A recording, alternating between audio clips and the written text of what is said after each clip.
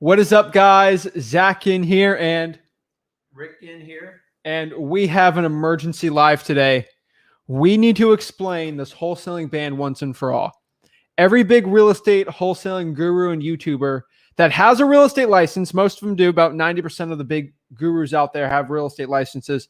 They are literally giving you terrible information, like absolutely terrible information about this wholesaling real estate ban.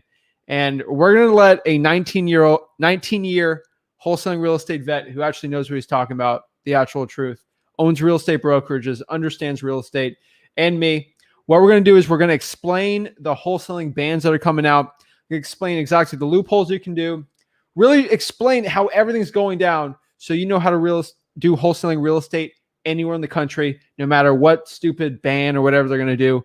And we're going to get it going. But let's talk about it. What do you think about the wholesaling ban? Well, for full disclosure, I do not have a real estate license, and I've been doing this 19 years. And just so you guys know, I first heard about this like 04, 05. And so I obviously now some of it's come to fruition. So I don't give it a lot of thought. And I get it. If you're in Oklahoma, you're in Illinois, you got to pay attention. Like, don't get me wrong, but I'm going to take like this hour and walk you through exactly what they're trying to accomplish, who's driving this behavior, and what you can do to protect yourself. So, guys, you don't have to shut down your business. You don't have to do anything. The worst case scenario, if you're in Oklahoma or Illinois, we're going to tell you what steps to take to protect yourself. And remember, whoever you're getting advice from, find out why you're getting that information. A lot of people are driving you to either buy a course or a product to save you, protect you. Or a funding program. Or you got to do it this way to be legal. And all I'm telling you is you have options. So it's, you guys, you know what it's like to get one side of the story. And the whole goal of this live is to give you educated options on what you can do. Because if you're just going to operate fear from this, you're going to get killed in this. And that's why I'm telling you, you have options. And last I checked, I mean, we got 48 main states here in the continental US. Most of you guys are in the clear, and you're spending way too much time even like concerning yourself with this. So let's break it down. Let's do it. So I'm going to let Rick get at it because I've been wholesaling 19 years and Rick's seen it all. He's got a bunch of stories. So we got everything written down here. So like literally, I'm telling you guys. I got to use notes on this one, guys. We got some notes. But Rick's going to show you at the end here some loopholes you can do if you're in Oklahoma. Some loopholes you can do to actually, I don't want to get in too much trouble, but we're gonna share everything, and we're gonna break down everything. It's gonna be really exciting. So let me hop off. Let me get Rick, give him the reins. We're gonna break down the legislation, the articles. We're really gonna break down what NAR is really trying to do and what we can do to help, and really just try to be as transparent as possible. I can tell you right now, we're not trying to sell you anything. So there's no funding program at the end of this, no fear course thing. Just be careful. If you exit out this video right now, you don't have to become a realtor right now. Like right now, don't have the fear in there. But what we're going to do is we're going to break everything down. So the last thing I say before I hop off is me and Rick Ginn, Richard and Zachary Ginn are not lawyers, financial advisors, or legal advice. Anything we say here is not legal counsel. This is just the legit stuff from real wholesalers. And that's what we can do. We're not here to sell you a course. We're just trying to help you guys out. Too much fear is being done. Stop getting the fear and start taking action. Got it. Let's get it going. Okay. See ya. I got it. See you, son. Okay. So let's get going. So the first thing I want you guys to understand, let me adjust this a little bit here. I'm good. So NAR, it's a cute little acronym. It stands for National Association of Realtors. And that's what you guys got to understand. Why would NAR be such a proponent of banning any type of wholesaling? Well, to me, it's common sense. They actually think they can take their current monopoly, which they kind of have, which Zillow manipulates, which I think is hysterical. And they think they can eliminate competition from wholesalers. And my theory is wholesalers actually provide so much opportunity for realtors.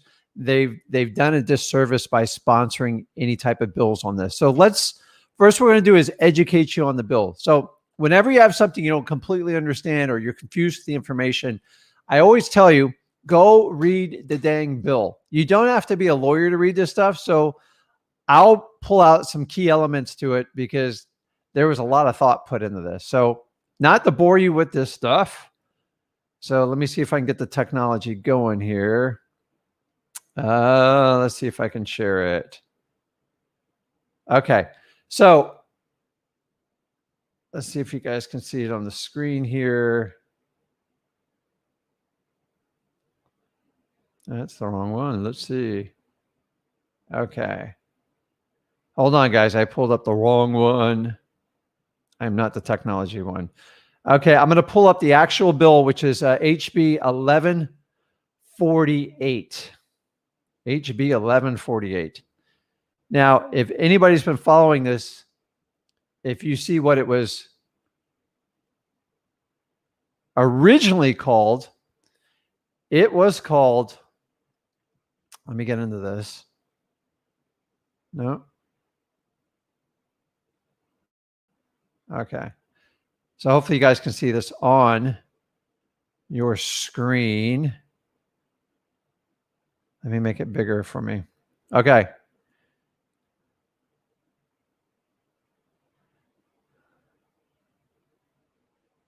Oh boy. Okay, hold on. I'm going to figure out how to scroll on this. So I got to actually go into the window. Okay, so I'm scrolling through it. So I love the first one. It's called the Predatory Wholesale Act, something like that.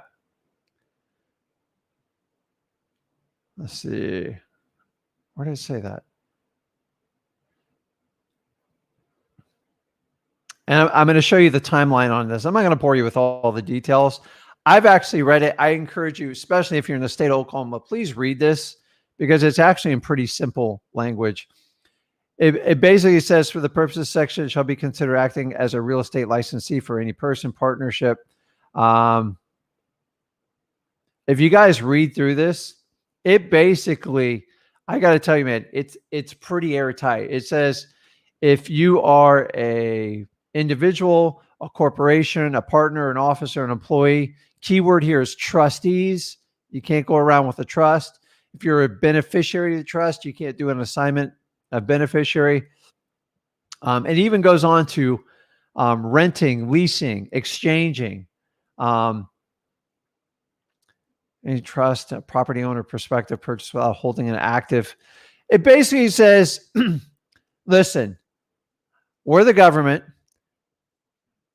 We're going to take away your ability to transact on real estate unless you purchase a license from us. So it's the same as when the federal government decided, okay, I know you used to fish before, but now you need a license to fish and you have to purchase that right from us and you're going to have to pay a price for it. But you know, the funny thing is, why do I have to park my butt and become a licensed realtor if I don't want to be a realtor? It makes no sense. I promise you, if you look into this bill, and I'll show you a little bit later, this bill was 100% lobbied by the National Association of Realtors. You guys, it's common sense why they want to do this. But I found one really interesting. So you guys know I love bird dogs. They've actually gone after your bird dog. Check this out. This is a lot of information, but they've condos, apartments, duplexes, everything there. Let's see here. When a person receives a resident referral fee means a nominal fee not to exceed $100 offered to a resident for the act of recommending a property for lease to a family member, friend, or coworker, or sale. That basically means, and by the way, they go on to transient living, possibly even talking about like Airbnb could be like on the plate on this. This bill is really loosely written. And So basically, you can't give a referral fee, which has always been the goal of the National Realtor Association, because they want, what's their business? For as many humans as possible on this earth to pay their, what I call, initiation fee. That's the whole goal of this, guys. Yeah, I'm sure they've had some complaints about wholesalers, but do you know how many complaints there are with realtors versus wholesalers? It's got to be 50-1. So realtors have a policing agency is through a brokerage. Why me as a wholesaler have to go through that just drives me nuts. So let's stop this. Guys, go and read that bill on your own. I showed you where you can stream that. So let's go to the next one here. Let's look at the tracking the bill. So I just want to show you some more evidence of what's going on here. Let's see.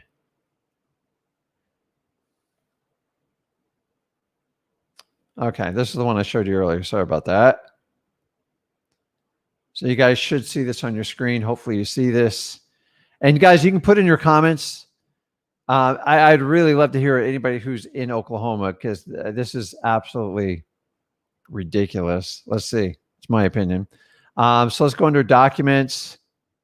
And if you look under votes, I mean, it clearly passed. You got one nay here, and it's from I think it was from like a Democrat when you do it. And I mean, this was resounding. Like there wasn't even in my opinion, a debate over it. So the only thing they changed is the original name was the Predatory Wholesaling Act, and they had to change it because I guess the strong language on it, which I think is kind of funny. But if you actually look at, let's see here, it was introduced in February. And it was signed by the governor in May. I mean, that's pretty fast. So I don't know how legislation works in Oklahoma, but in Florida, that would be considered pretty fast. Now, let's keep going here. So if you guys want to do a little homework on the people that sponsored the bill, you're going to get some interesting information, because when people sponsor these bills, it's all about politics, right? Who would sponsor this bill? I promise you, the biggest sponsors on this, I'm going to let you guys do your research. 3 out of their 5 biggest donors are realtor related in the business. Enough said on this. Okay. So let's stop this one. This one is probably going to piss you off when you look at it, but I want you to look at this. So keep in mind, my theory is, I've done probably 800-900 transactions plus from wholesaling that resulted going to a realtor. Without our services, in my opinion, they're screwed. But we make more inventory available to them so they can sell their stuff for top dollar. And there's a lot of good realtors that want to work with wholesalers, but for some reason, we got a few bad apples, just like there's bad teachers, there's bad cops, there's bad lawyers. It doesn't make everybody bad. And that's what drives me nuts. I would love to see the data, and I'm going to try to pull this up. I'll work with Zach on it, on the number of realtor complaints compared to wholesaler complaints. And I guarantee you it's going to be a staggering number. What are we going to do? Outlaw realtors? We're going to make another realtor police? I'll go into that one with you. So check this out. This is really cool. It's not cool. It's terrible. Let's see. Last one I'm going to share, and then we'll really jump into this thing. Let's see here. Okay. So if you look at this, these are realtors that are serving each other ice cream, celebrating the passage of this bill. Okay. So let me get this straight. This is something to celebrate. Look at all the pretty ladies and gals in suits in there. Finally, we have killed these wholesalers. They're a pain in my butt. I don't want to deal with them anymore. What they don't understand is they've actually shut off a certain percentage of inventory. And the reality is they just created a whole lot more competition for themselves. Because once you get a license and you force me to get a license, sky's the limit. Like I need to get my money back and I need to get a return. And that's what investors do. Realtors typically don't do that for the most part. So, okay, enough of the screen sharing. This one ticks me off. If this doesn't get you fired up, that they're out here just dancing on, I guess they're whatever, their Capitol Hill or whatever it is. Now we've required, it says right here, requires wholesalers to hold a real estate license. And here's the best part is now we're forced to get a realtor's license. We're not realtors. That's not our service. Our service is to the homeowner, people that need to sell their house. Think about it. Realtors, once you get that license, there's very little skin in the game for most of them. And when I saw this, and me and Zach saw this, I don't know, man. I just got to jump on and do this live. So let's jump in. Okay, you guys can see me now. Let's talk about this. So I have some key points. I promise you we're going to do a little bit of Q&A, but it's going to be a little bit shorter because I'm going to give you my 19 years experience of dealing with this subject. So be careful of who is telling you. Let me shut this off. Anybody who's going to promote fear, if you have not learned this lesson by now, is they are acting on that emotion out of their own fears. Realtors, instead of trying to work with most wholesalers, somebody sponsors a bill like this, and I think it's going to backfire in the long run for them. But I got so many things I got to talk about here. I see so many videos and so many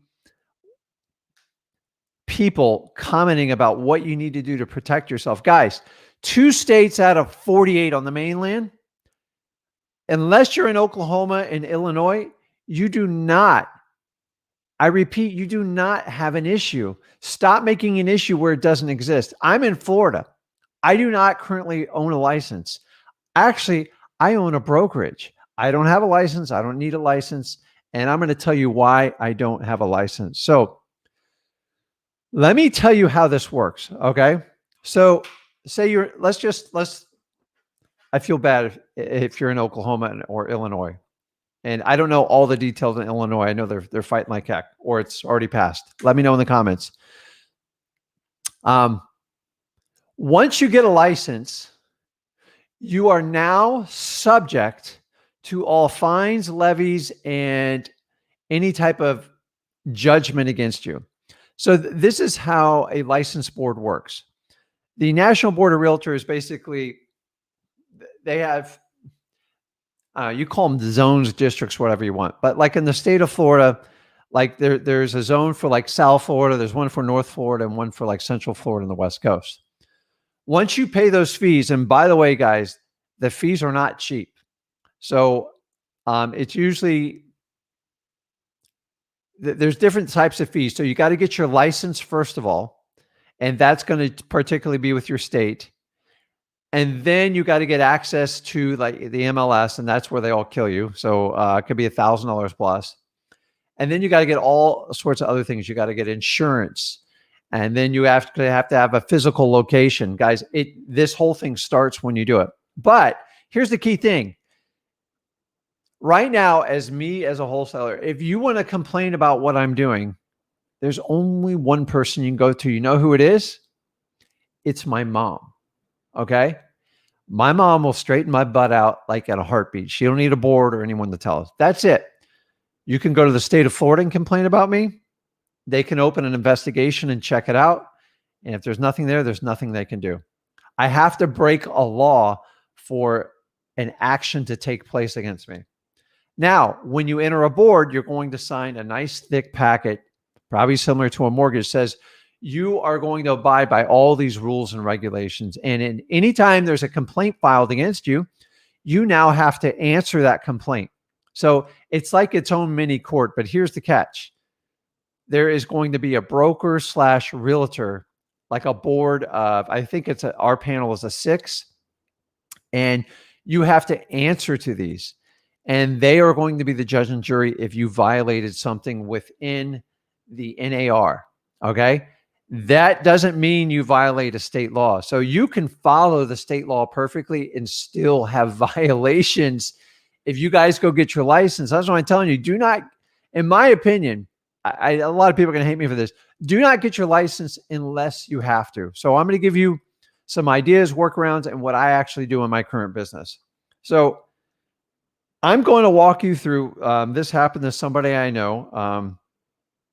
He doesn't want to come on here, and I'm very aware of it. But guess what? When you do assignments and you put them on a HUD, guess who gets to oversee some of that stuff? You're right. The NAR. So whatever your realtor association is in your area. And if you get enough complaints about you, and you will, all wholesalers, listen, let's face it, most realtors are either jealous of what we do or don't play well with others. And not all realtors are like that. So I know a lot of good realtors I work for, but for the most part, that's how this bill winds up.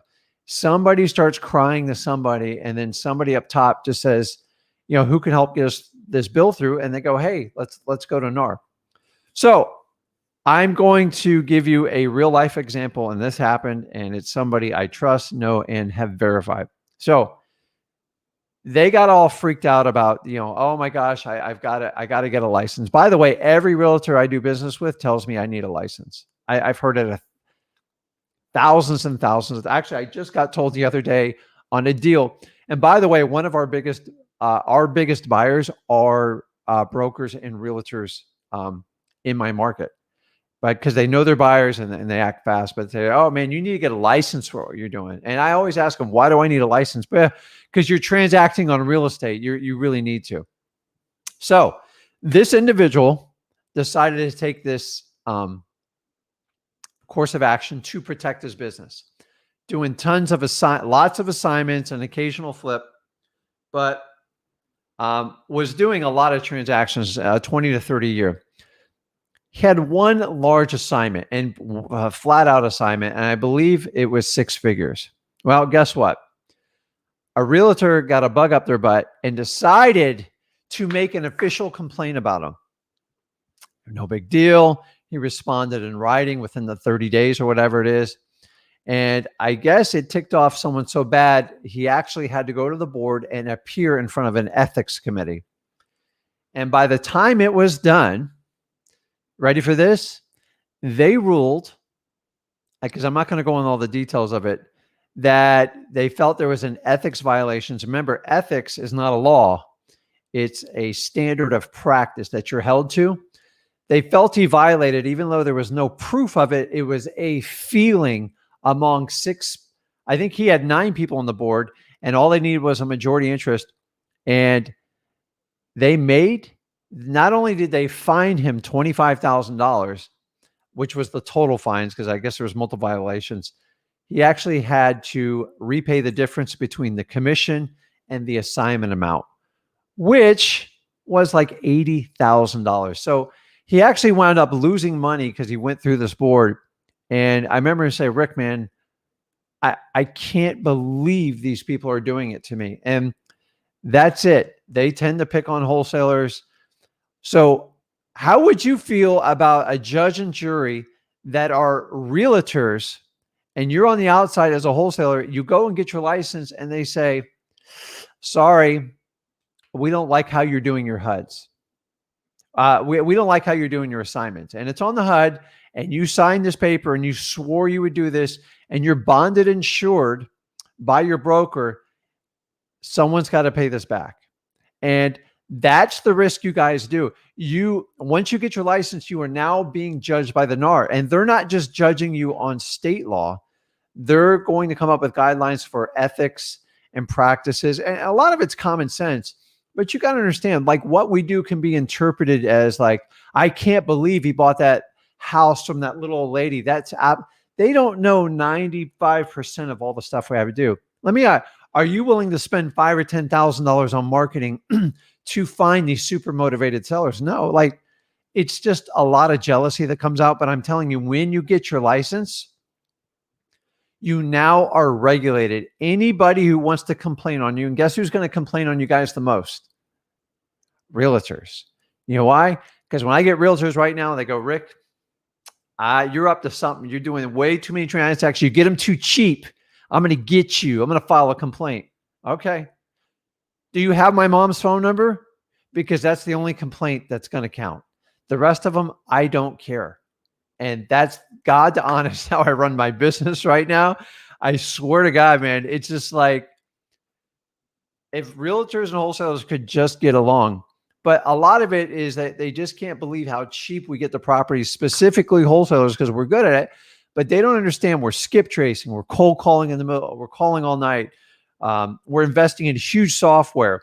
We're doing SMS blasts. We're paying for all these services.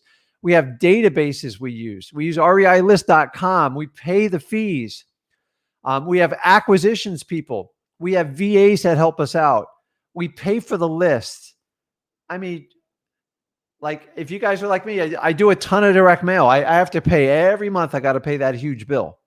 And they don't see that. So they don't know both sides of the story. And I think that's how we've wound up here. And so what I want to do is walk through the pros and cons of being licensed. And this goes for Oklahoma and Illinois, although you guys are a special case. But I want you guys to understand, like if you're in Florida, you're in California, follow your state laws. So the first thing that you want to do is make sure you know your state laws, okay? For the most part, you have the right to transact on a property. And all understanding, as you guys know, I'm not going to go into this part, we're selling the contract. That's it. You're not selling the real estate. The minute you start trying to market the pictures and do all that, so stick to the verbiage of selling the contract if you're doing assignment agreements. I love assignment agreements for wholesaling because to me, that's the best and fastest way to get really good in this business and acquire cash and capital when you don't have it to begin with. That's how I started. So let's talk about the pros and cons. I got a little checklist here.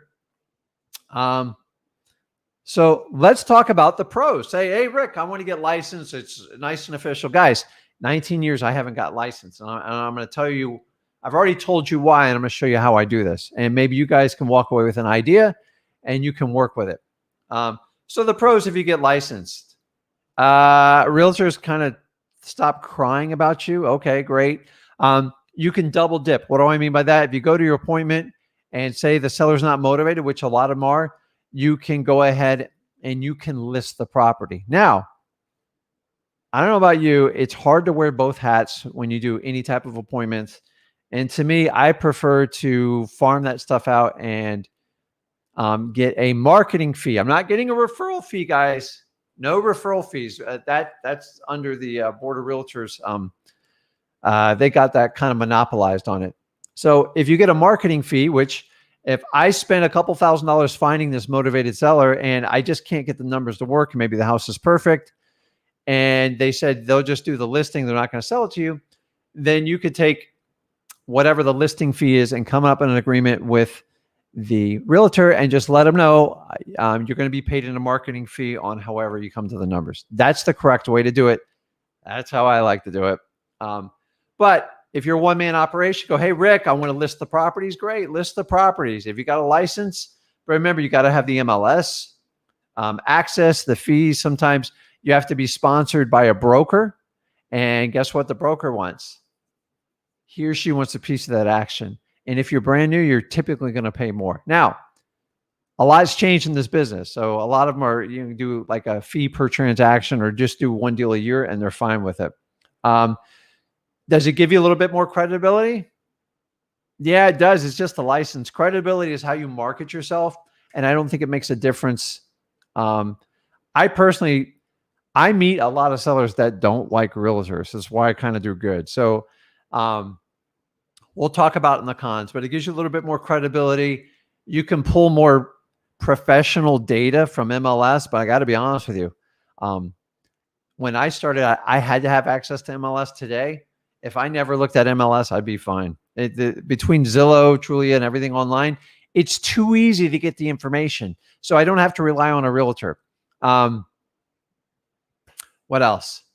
You get some support from your broker. You get backed by an insurance policy called an E&O, but you're typically going to take it out of your commissions. E&O stands for errors and omissions. So if you put something on a contract wrong or something like that, there's typically an insurance policy to bail you out if you or your broker get sued. But I don't know. I mean, I've seen it happen. They go after realtors all the time for it. So let's face it, as wholesalers, sometimes we are sloppy on contracts, guys. Just admit it. When you become a licensed realtor, you don't have that luxury to be sloppy anymore. That you are held to a higher standard. So I guess it gives you a little more credibility. I don't have any more pros for the licensing part. If you want to go and run a brokerage and do it that way, then knock yourself out. Take advantage of it. I'll tell you, running a brokerage is hard work. It is a job. I own one. I don't run it. And to me, there's much better returns on it. So let's talk about the cons of getting your license. You guys got to know this because all you hear about is you got to get your license, okay? Number one, you're going to pay fees till you bleed, okay? From state licensing, MLS fees, MLS dues. You're going to have to go get an E&O policy. A lot of times you have to get a $1 million liability policy. And then a lot of times you're going to have to get a local county or city license. I mean, the fees go on and on. It's absolutely insane because guess what? I pay them. I do it for the brokerage, and I'll get into that with that. Let's talk about now you're under the observation of a board of realtors. And guess what? Not only do you have to follow law, you have to follow their ethics. And I'm going to tell you, a lot of things we do in wholesaling does not completely coincide with what realtors do. So here's one of the big arguments, and tell me in the comments, because I'm looking at all the comments while you guys put this in. You're under a ethical obligation to a fiduciary responsibility to the client. I hear this all the time for realtors. Well, guess what? If the client is out of money, maybe they have some sort of deathly illness and they need to go seek medical treatment or be closest to their son, my responsibility is to give the seller what they want. Now, if I follow what the board of realtors says, get them the highest, like you got to get them the best offer in the future, it could take a year to get that. And actually, they will actually wind up netting less. And who's going to pay the mortgage? Who's going to do all that? And to me, it comes a huge conflict of interest. But in the eyes of the board of the realtors, is if you buy the house quick cash and you don't find the highest and best use for that property, you could be in violation. So if you make $5,000 off of it, $50,000, $100,000, that money is subject to review. And if they don't like your answer, go and take it away. And I'm telling you guys, this happens. It's the truth. When you get your license, it's like getting a new set of mom and dads to oversee everything you do. So those of you that are married, it's hard enough to have one spouse overlooking you. Those of you who got parents, it's hard enough to have one set of parents. Imagine another spouse, another parent. I don't know how anybody could do that. I can barely handle what I have. So I'm just telling you, it's a huge con. Here's the next biggest one. And to me, this is a huge problem for wholesalers is, you ever hear the word disclosure? Disclose. It ruins your ability to market for wholesaling, in my opinion. I am a licensed realtor. Well, if that person doesn't like realtors, they're never going to contact you. Maybe they had a bad experience with a realtor. Everything you do has to have like all your stuff on it, all your branding and everything. And it ruins a lot of what you guys are trying to get your message out there. And I'm just telling you right now, you need to understand this. If you get licensed, you have to put it on everything, every postcard. In my opinion, every text message you send, every cold call, you have to disclose it. You guys are dead in cold calling. You then have to cold call as a realtor as opposed to a wholesaler, and it just kills your message. I got to tell you, that's probably one of the biggest reasons I've avoided it. Complaints, disclosures. Guys, I don't know about you. If you became a wholesaler, the last thing you wanted to probably be as a realtor. If you like to wear both hats and you can do it, then great. I'm just giving you both sides of the story because everybody seems to be getting one. So The question is, should you be licensed or not? It's a personal decision. So let me explain how I run my business and do mine, and maybe that'll shed some light on it. And I promise you, we'll do Q&A. So I'm not a licensed realtor. I've been that way 19 years. And thank God I didn't get my license, because I've had some really strange stuff that's happened. And the longer you do real estate, the more you'll see like freak things happen. At some point, you might get sued. Guess what? When you get sued as a realtor, whole new ball game. Whole new ball game. You are now held to a much higher standard than any wholesaler or REI guy is going to be held at. And guess what? I keep forgetting to mention, when you become a realtor, not only do you get the extra set of parents or spouse with the board, you also get a broker. You have to submit all your paperwork. Guess what, guys? When you do your assignments and you write your 1 or 2 page contracts, if you do that, your broker gets to review it. Are you kidding me? Like, that's proprietary information. I don't want to share all this information with them. We're all fearful about somebody stealing a deal. Like, what happens if the broker's sloppy, or what if they, I can't tell you how many brokers agents come in. How do you get these houses so cheap, Rick? I don't explain it to them because they're never going to listen. They just want the magic shortcut pill to benefit from all mine without any of the pain, none of the training, the time, the energy, and definitely the money. So I don't explain, and it pisses them off. If I was a realtor, I would probably have thousands of complaints by now. Thousands, guys. That's why I'm not a realtor.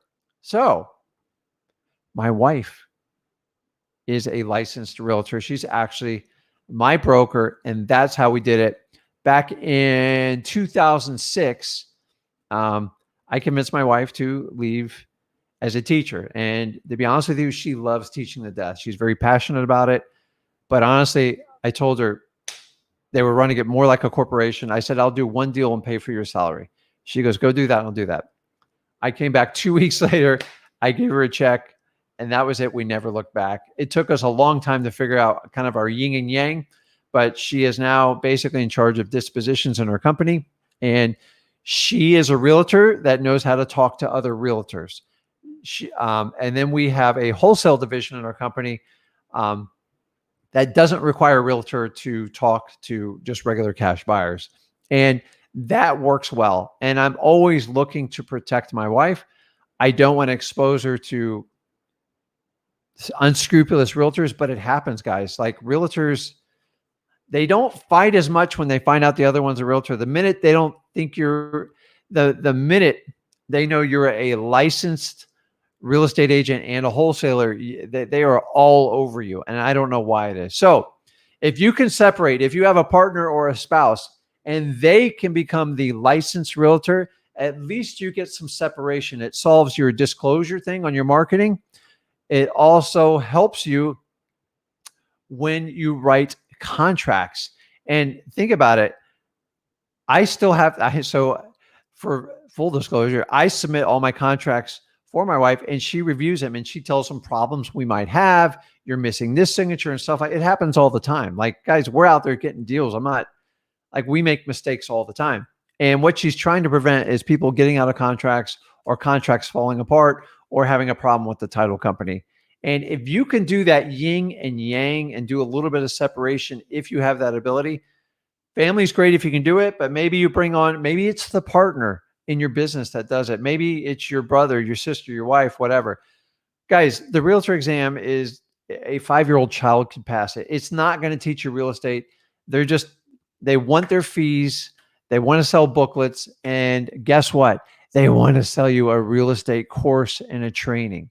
And I just laugh when people go, I just got my real estate license. Like, it's not going to solve anything in your life. It just gives you the ability to pay the government a fee for you to do what was taken away from you originally. So passing the real estate exam is not that hard. I'm just telling you right now. So I don't know. It's like $500 if somebody wants to comment who's taking it. Wholesaling license is a thing. So it's not a wholesaling license. You actually have to go get a real estate license. And that to me is what is just ridiculous in this whole thing. I have to get a real estate license. So let's talk about what to do if you are in Oklahoma or you're in Illinois And I'm going to walk you through some of the processes. And let's see what else I got here. And then we're going to open it up in a Q&A and just have fun with it. Guys, listen, you do not operate out of fear. You can't get anything in your life done out of quality. Fear is there to protect you, to save your life. No one's going to die from a wholesaling ban. You just got to find a way to play nicely with them. So if I'm in Oklahoma or I'm in Illinois, by the way, you don't need to take someone's course or join someone's program to secretly get you this funding to make it work. So the first thing I would recommend, if you're in a state that specifically says you can't do it, or there's going to be a penalty and we're going to go after you, which they probably will. And guys, I want you to keep this in mind. If you get caught dipping your hand in, say I'm in Oklahoma and they pass it, and say it's a 5 or I don't know, I'm sure there's a monetary fine and it scales up, and you get a fine for it,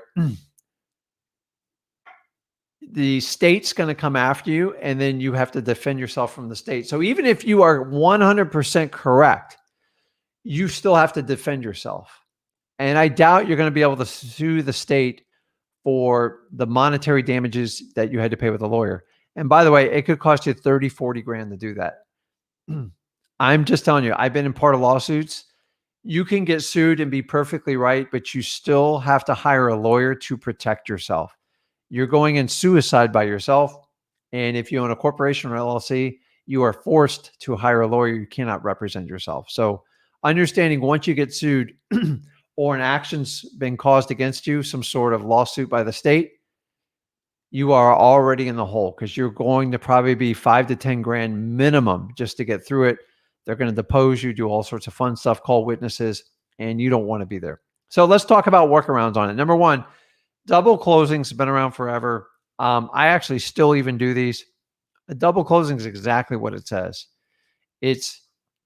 Let's just do some basic terminology. You have an A to B. So A is your motivated seller, B is you. So in a perfect world, you buy a house for $100,000, you buy it, and say you're still in the wholesale mode. Now, here's the downside of double closings. You have twice the cost in closing fees. Twice the cost. So what does that mean? Twice the cost means I have to pay closing costs twice. Sucks. I'm not going to lie to you. I hate it. So I always find a title company that'll work with the double closings. So A to B, which is seller to me, and then I'm going to turn around and I'm going to go from B to C. B is me, and C is going to be my new buyer, typically going to be a cash buyer. Now, you can do a double closing and have them 1 minute apart, okay? This is where you have to have a great relationship with your title company and understand how it works. So for me to satisfy any type of wholesaling and ban, I don't care if it's in Oklahoma or Illinois, you can do a double closing. The most important thing you can do if you're worried about this is go educate yourself on a double closing and go spend time with the title company you plan on doing this with and ask a lot of questions on how it works. So in a perfect world, a double closing works this way. You found a buyer for the property that wants to buy that type of property, and you already have a deal set up. Maybe the seller's waiting to move out of it. And so you're already under contract with one. You enter into a contract with the new buyer, and they put down a full-pledged escrow deposit. I mean, guys, if you're going to do a double closing, you got to have one large deposit, because you need that contract to stick, because you're depending on it, because there's risk if that buyer doesn't perform, because then you're going to be in trouble. So I recommend I do at least a $5,000 deposit. They put the money in escrow. I do it, everything's negotiable. You can have a 0 inspection period. You can have a 3-day. You can have not, like, whatever you want to do. The property and the seller will dictate it. Once you have that, if you have a 30-day contract, you can schedule the closing on the 30th day or the 31st day, whatever you want to do, and make sure they're going to conform and cooperate. Now, they're not buying your contract. They're buying the property. So get them locked in with your title company, ready to go. Make sure you absolutely get a proof of funds. So If you have a proof of funds and they put the money up the deposit and that contract's ironclad and your title company's good with it, I just taught you how to do a double closing. Now, the question is, how do you pay from the property when you buy it from there? Now, some title companies will work with you on it. Most won't, because it seems fair to think that you should be able to fund your deal on its own, and it stands on its own two legs. That gets you past any type of wholesaling ban. Now, you can go get private funding, and these are my favorite deals to do in the world. I don't do this commercially, but I've helped a lot of friends out. I've helped out people I've worked with in the business. They say, Rick, can you fund $100,000 to do this deal? My first question to them, what's in it for me?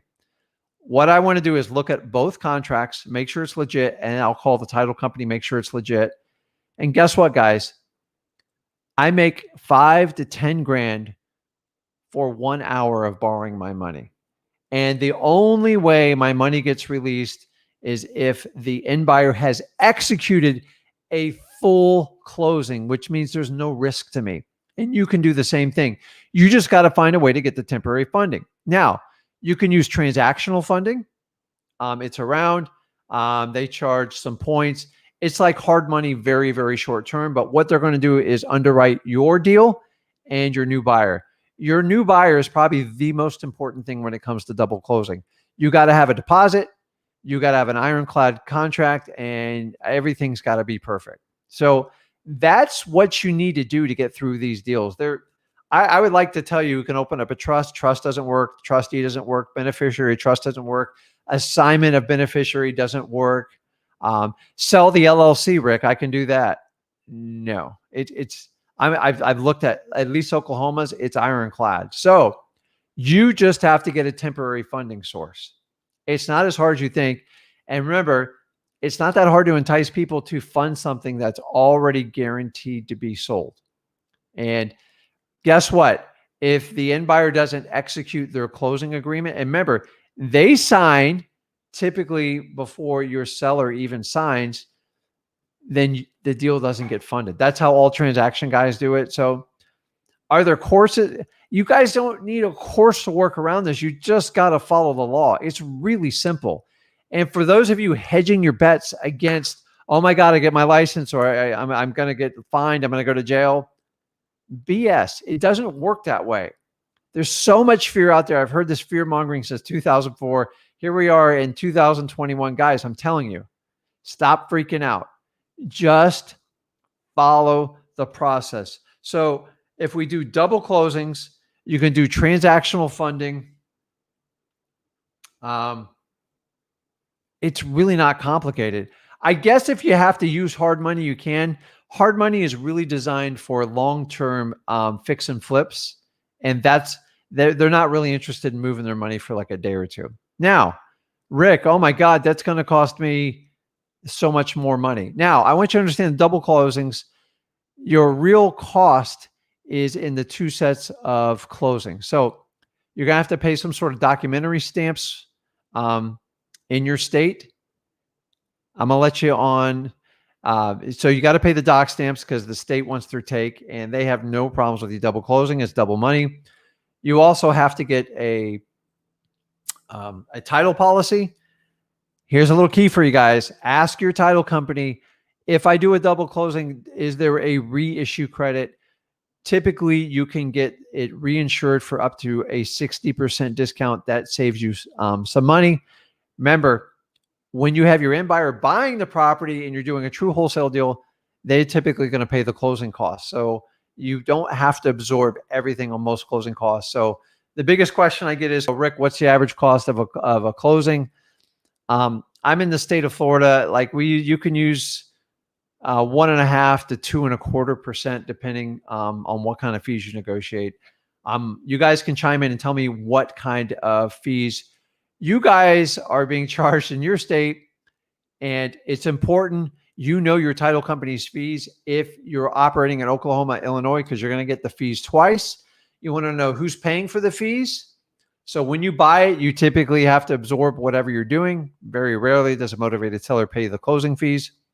And then when you have a buyer it's really important to let them know they are going to be paying the closing costs because you don't want to pay them twice. So everything's in your control. It's all negotiable. So you really need to dial in your closing costs. Let's see what else here. Guys, I really think people are making a big stink out of this like over nothing. If you're in Oklahoma, just pay attention. Find a way to structure double closing. Worst case scenario, and I'm telling you, worst case, go get your license, but understanding there's going to be some scrutiny with it, and you definitely have risk, and you're definitely going to have fees you're going to have to pay. So, and by the way, to make sure they keep that money train rolling in, you got to constantly be recertified, and I don't get it, man. Like, I didn't get into wholesaling to become a licensed realtor. If I wanted to do that, I would have done that from the get-go. Why don't we make all realtors to be licensed wholesalers so they understand what we do?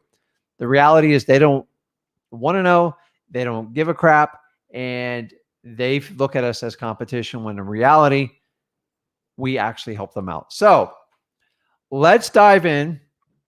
Let's take some questions. And I really want to do as much quality. This isn't the typical, ask me anything. Let's talk about, what are your fears? What are your concerns? Is there anything I didn't answer for you? And I'm going to go through. I know I've been talking a lot here. So, and I promise you, I only do this once in a while. It's just, I have 19 years experience. So Chris asked where we can see this link. Let me kind of take a look. HB 1148.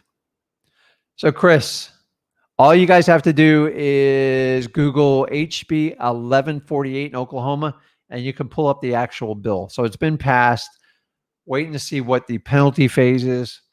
And I guess people can go celebrate with their realtors.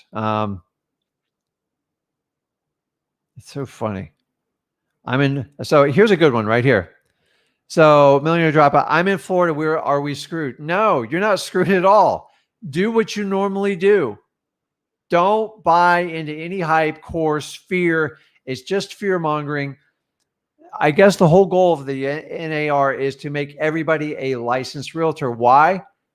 It's all about money, guys. That's all it is. All it is about money.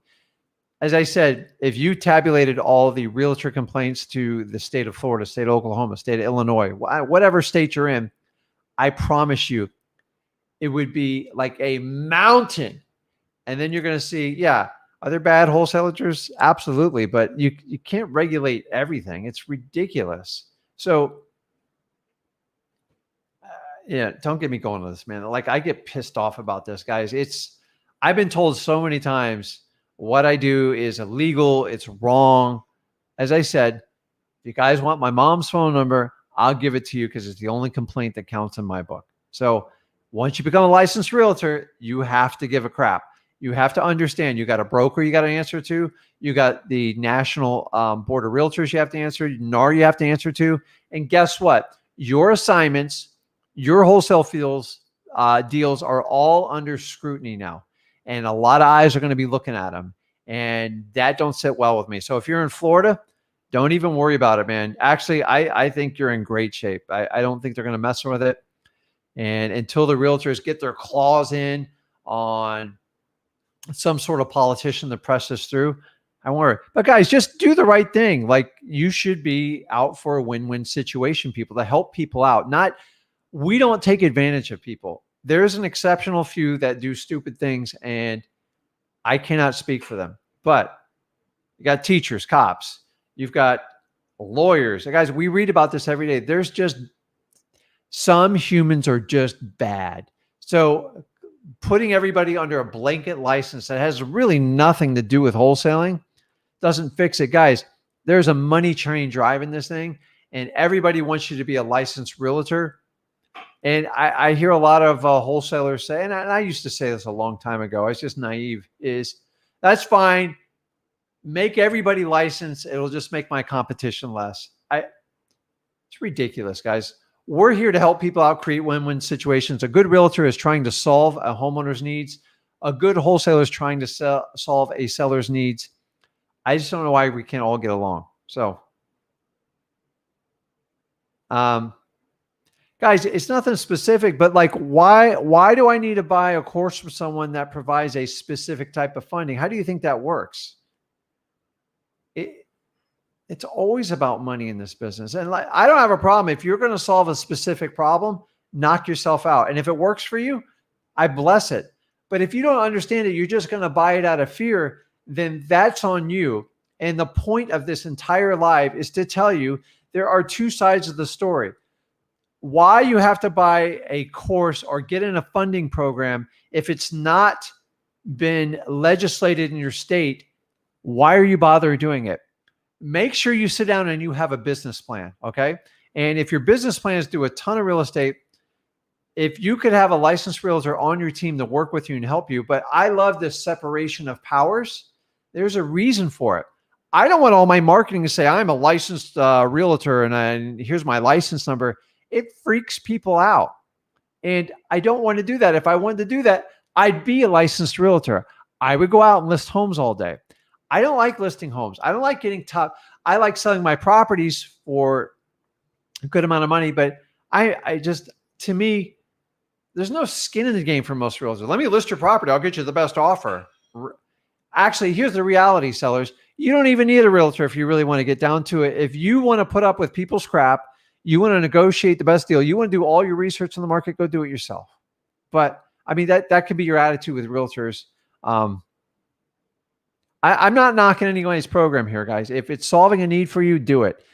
My question to you is, if you're in a state where wholesaling is not banned or illegal, why are you guys worrying about it? Why are you even considering funding or doing any of these courses? If you do the right thing, you help people out, you create win-win situations, you don't have a problem. You're just going to create it. So, okay. A comment here. It says, realtors are the reason it's happening. They can't stand the fact that wholesalers are making more money than them. I don't know if that's true, but I work with a lot of realtors. So my realtors understand, but I've been doing it 19 years. But I gotta tell you, the first 3 years, it was like hitting my head against the rocks because the realtor only understands the realtor world. They don't understand the wholesaling world, and they don't understand how much time, energy, and money we spend to find these great deals. They rather just scrape the surface and take those commissions and get total retail and put their client through heck. And there's a certain amount of clients, guys, and you admit to this, that don't want to go through that dog and pony show. They don't want their house inspected.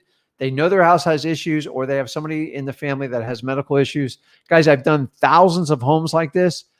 If they hired a realtor, it'd be a disservice. So now if I become a licensed realtor that's actually a wholesaler, it's confusing as heck and it doesn't make sense. So good question. Statement. Okay.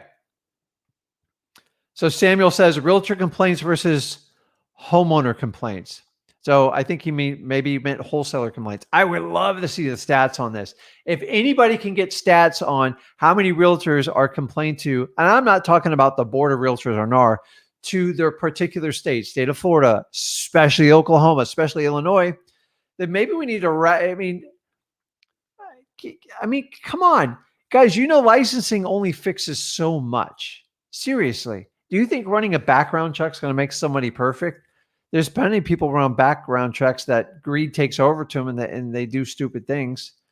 You see it all the time. One of the biggest offenders is, you know, you see lawyers like there's a big story out there about a lawyer taking millions of dollars from an escrow fund that he won from his clients. I mean, I didn't even know you could do something like that, but I guess there's a new low every time we talk about it. So I would be interested to see what the complaints is. Okay, so here's a question.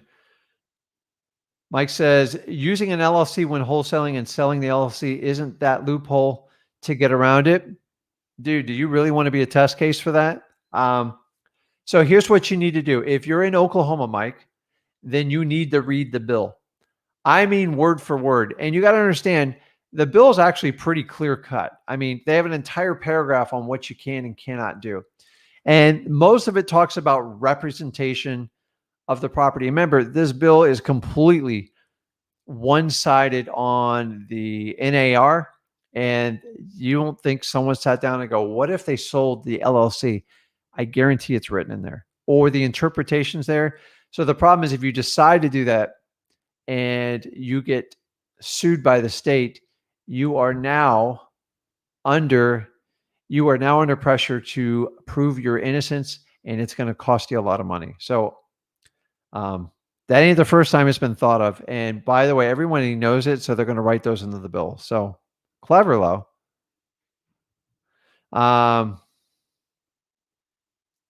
So Scott's got a good question here. He says, so they can't do a sale by owner. The owner can do whatever they want with their property. They can sell it themselves. They can list it with a realtor. But if you're in Oklahoma, say, the owner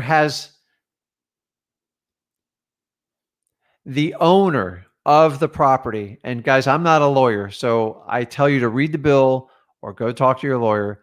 I believe the owner has the right, the long-term owner of the property that can prove they're the owner of the property. They've lived in the house. They reside in it. It's a personal residence. I think they have the full ability to sell the property. So I don't have all the answers in this. So the people who tell you they have all the answers is just an interpretation. And keep in mind, 50% of the lawyers are wrong half the time. So I'm assuming the homeowner, that's a good question. I'm going to get the exact information on it. So it would make sense that a homeowner would have to get a realtor's license to be able to sell their own home. That would make sense. I think it's anybody outside the owner representing it. So remember, if you bought the home from the homeowner and you went to sell it on your own, that would not constitute wholesaling a property. So I'm pretty sure if I'm right. Chime in if you guys know otherwise.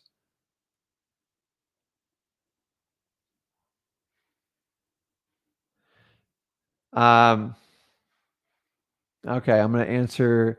Okay, guys, so I got about 10 minutes. Let's open it up. Whatever you guys want to ask, dive in, take advantage. This is your free mastermind. I kind of went on and rambled a little bit too much, so I want to get you guys a little bit more involved. So Kevin asks, he's in the county of LA, is charging me $500 for a code and fire properties list. I told them about the FOIA and they came back with a state law. Any recommendations? I don't know. You need to read that state law and see exactly what it says. So you got to read it and see what it is. So a FOIA is an acronym for Freedom of Information Act. You can request documents from a federal, state, or county agency to get information that is supposedly be public record. Guys, this used to be a lot easier, and people have so taken advantage of this information by trading it and selling it that the counties and the states are trying to protect it.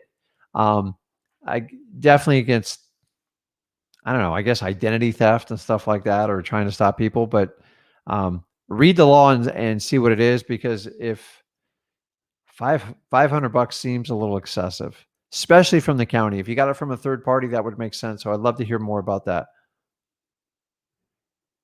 Okay. Her last name is Paris, which is really cool. She ain't gonna hold back. So realtors are liars and hate wholesaling. It's not illegal and never will be. So I assume she's not in Oklahoma or Illinois. Guys, for the most part, that's 2 out of 48 states. I'm not a mathematician, but guys, don't create a problem where it doesn't exist. Don't create a problem where it doesn't exist. It's not a big deal. So what? You got to get your license to conform to the state. Deal with it. Like, I don't know what else to tell you. You're going to have to do double closings. You don't need some complicated program to do it. You need just to find a cash partner or somebody that will help you fund the deal. It's not going to be a hard money guy. It's called transactional funding. Check it out. They're usually 2 to 3%, and they do have some fees that are involved in there. A lot of times when you guys get these commercial types of fundings and you get sucked in, they go, oh, I only charge 1 or 2%. So in theory, if you were funding a $100,000 property and they said it's 2% is the fee, that's how they charge for a transaction. So it cost you $2,000, but they have an underwriting fee, an appraisal fee, and you're going to find probably $1,500 or $2,000 of what I call BS fees in there. So understanding that percentage is not the entire story. They're not telling you the complete truth. So like, I appreciate it. I don't think all realtors are liars, because my wife is one. So, but Guys, tell me what your opinion is. Let's throw it out there. So he says he hit on the head. We just created more competition for themselves. So if I'm in Oklahoma and I have to do double closings, then I am going after every listing I humanly possibly can get. Because if I purchase the license right for it, I'm gonna get somebody on my team or get a partner or recruit a realtor, and I'm gonna go get as many listings as possible. This is how you fight back if you're in one of these states. Just throw it in their face. That's what I would do, because now I have to offset the cost of getting a license and keeping everything perfect and getting all my contracts underwritten by a broker. That's how I do it. So good observation. Like comments, you can't stop a private seller from selling your property. That's correct. So a lot of people say, hey, is this even constitutional to do this? I don't know, man. Like we talk about property rights and everybody always talks about, you know, our basic human rights. And you guys have seen what's happened over the last year, but this has nothing to do with what's going on in current times. This fight's been going on for like 15 years. I would love to hear if you guys have any political connections. I know in Ohio, we are fortunate enough to have people that represent the investment community, and they have watchdog groups that watch these bills when they pop up. Now, with technology today, and it's called, I think, Watch Bill is where we found HB 1148, is you can find out what's going on in your state. That's another way to stay ahead of it. Hey, Rick, is this going to be illegal? I need to know. You should know years ahead before it comes. So if I'm just starting out real estate like a lot of you are, that's the first thing I'm going to check out. It makes sure A, it's legal in my state, and B, is there any bills on the docket that are even proposing stuff like this? So good observation.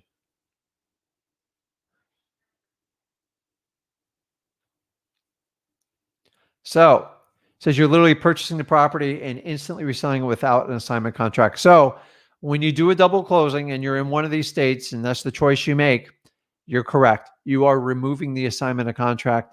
You're just doing one contract here and one contract here, and you're kind of in the middle, but it's really, really tight. I've done them within like 1 minute apart. I've done them 7 days apart. I've done them 2 months apart. It's hopefully you have the buyer lined up. It's a little bit more work to get the buyer lined up, but well worth it. Guys, you can still do it. It doesn't change anything. People are always going to need a wholesaler. It's the bottom line.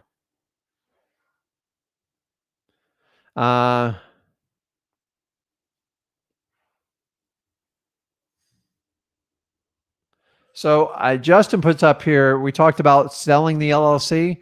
Now in Illinois, I haven't looked up the exact verbiage. So if you're going to do that, get the facts, don't get the hearsay.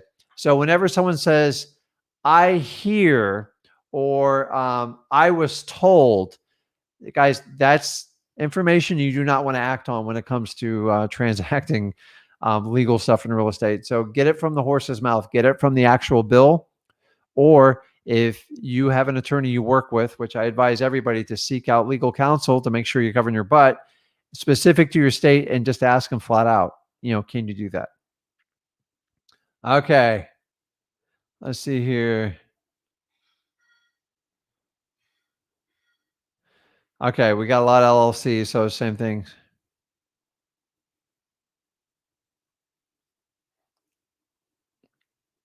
I should have called this Realtor Wholesale, like the 1-2 Realtors versus wholesalers, round one.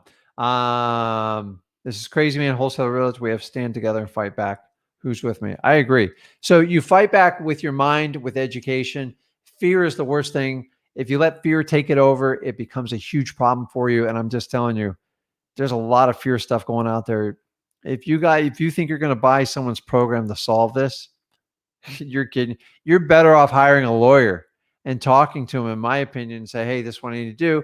And then you got to go find funding. So when somebody says, hey, I have funding for you, I promise you, there's a Billy Club coming somewhere to smack you over the head on it. Someone's getting a fee to refer that person to you. maybe they've underwritten them and maybe they're reliable on them, but I promise you, they're just getting paid extra. You guys can go find these people out. They're just brokering you out on money. Money's not that, I don't think if you have a really good deal, you guys are going to find money. So, okay, wrapping up questions here.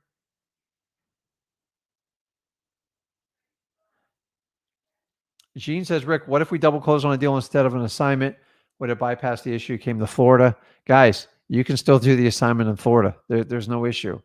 If you choose to do that, sometimes I have to do double closings and I fund them myself is because the seller is just, maybe there's just the house has so many issues or the property is just crazy and we can't get access to it. Then sometimes we have to do it to get rid of the problem. And that's what I advise doing on double closings. Or sometimes it's just a privacy issue and your buyer's like really sensitive about it. But I've never really had that issue. I got to be honest with you. If I'm assigning a property, like, they're going to see everything. So you might as well just have an upfront conversation with your buyer. And if they're upset that you're making $20,000, $25,000, $5,000, whatever it is, they're probably not going to be your buyer. They should be focused on the value they're getting on the property and the service you provide them. And that is it. Remember, you only need one buyer. You do not, how should I say this? You're not a realtor. You don't work for the buyer. You're just offering an opportunity. That's all you're doing. Great point.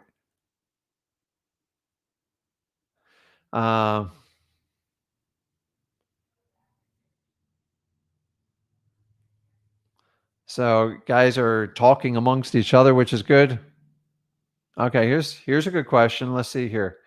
Lulu asks, when cold calling, should you disclose you're a wholesaler if the potential seller asks what company you work for? This would be my first deal, so I don't work for a company, nor have I created an LLC. So you don't have to disclose your wholesaler. You actually, I never even bring it up. You know what? You need to speak to people on a human level. Do not speak over them. So my recommendation is, I'm a cash buyer looking to buy a house in your area. Do you have a house for sale?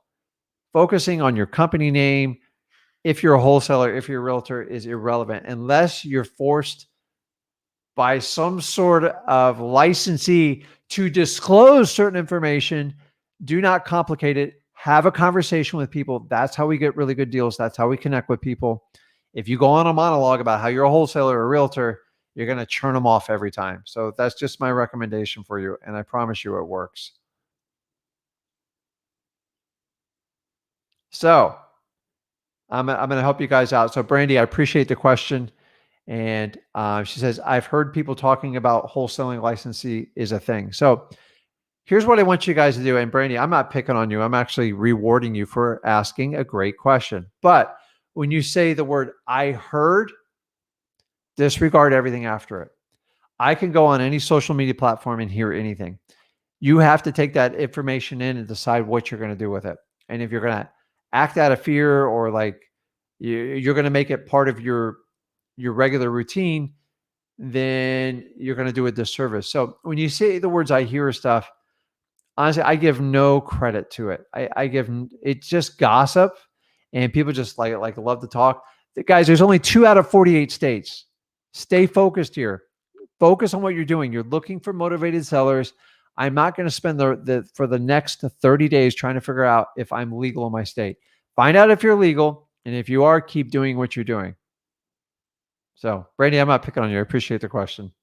But like I hear, or I heard, or somebody says, guys, I don't care what part you're in your life. You have to have a filter because social media is founded on I heard or somebody said, and there is no way to validate any of that information. All right, we're wrapping it up, guys. James says, good evening from Polk County. Know exactly where that is. Good to see you. Great deals out there. I've done quite a bit of business out there. Not quite a bit, but 5 or 6 houses. I don't even live anywhere near it. Let's see.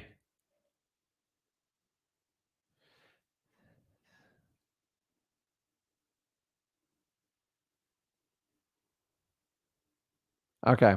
So I'm trying to find some questions that relate to us. So, and I promise you next week, guys, we'll open this thing wide open and it'll be predominantly questions. And I promise you, if you tune in next week, I'm going to jump a few people on here and we're going to have a lot of fun. So please tune in next week. And if you have any recommendations for topics, let me know. So this one was kind of near and dear to me just due to my experience level. Seth says, just do a simultaneous close. And if you can't get funding for the A to the B side of it, double close. So makes sense. Okay, guys, I'm going to answer the last question here. We'll wrap it up. DeAndre asks, what are the best times to cold call throughout the week? That's a two-part question. Number one, whenever you can, just do it. Number two, obviously, if you can do it in the evening time, it's usually best 4 to 7, something like that. It's typically just depends on. But if you can't do it by then, just do it whenever you can. So to get the message out there, talk to people. So many people are looking for that perfect opportunity. Guess what? It's never perfect. So we all have lives. We have families. We have obligations to take care of. So do what fits best for your schedule to get you started. And then the data will actually tell you what's going to be the optimum time to call. Because you know why? Because I talked to this gal and she cold calls from 10 to 12.